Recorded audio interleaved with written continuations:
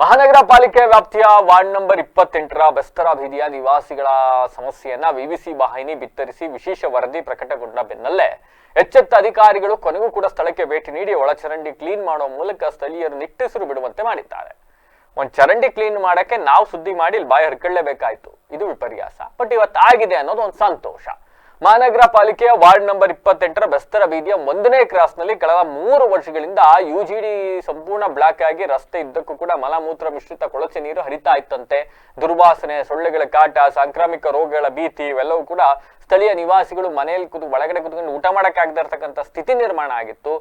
ಬಾಗ್ಲಾಕೊಂಡು ಊಟ ಮಾಡೋಣ ಅಂತಂದ್ರೆ ಉಸಿರುಗಟ್ಟುವ ವಾತಾವರಣ ಇದೆ. ನಾವು ಹೆಂಗ್ ಸಾರಿ ಇಲ್ಲಿ ಬದುಕಬೇಕು ಅಂತ ಜನ ಪ್ರಶ್ನೆ ಮಾಡ್ತಾ ಇದ್ರು. 3 ವರ್ಷದ ಹಿಂದೆ ಹೋಗಿ ದೂರು ಕೊಟ್ಟಾಗ 3 ತಿಂಗಳು ಸರಿ ಮಾಡ್ತೀವಿ ಎಂದವರು 3 ವರ್ಷ ಆದ್ರೂ ಇತ್ತ ತಿರುಗಿ ನೋಡ್ಲಿಲ್ವಂತೆ.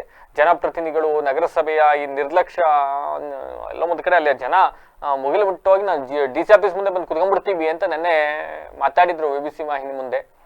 ಇವತ್ತು ಅಧಿಕಾರಿಗಳು ಸುದ್ದಿ ಪ್ರಕಟವಾದ ಬೆನ್ನಲ್ಲೇ ಸ್ಥಳಕ್ಕೆ ಭೇಟಿಯನ್ನು ಕೊಟ್ಟಿದ್ದಾರೆ. ಸ್ಥಳಕ್ಕೆ ಭೇಟಿ ಕೊಟ್ಟು ಅದೇನೇನು ಕ್ಲೀನ್ ಮಾಡ್ಬೇಕು ಎಲ್ಲಾನು ಮಾಡಿ ಹೋಗಿದ್ದಾರೆ. ಜನರಿಗೆ ಇದರಿಂದ ಒಂದಿಷ್ಟು ಸಂತಸ ಮನೆ ಮಾಡಿದೆ.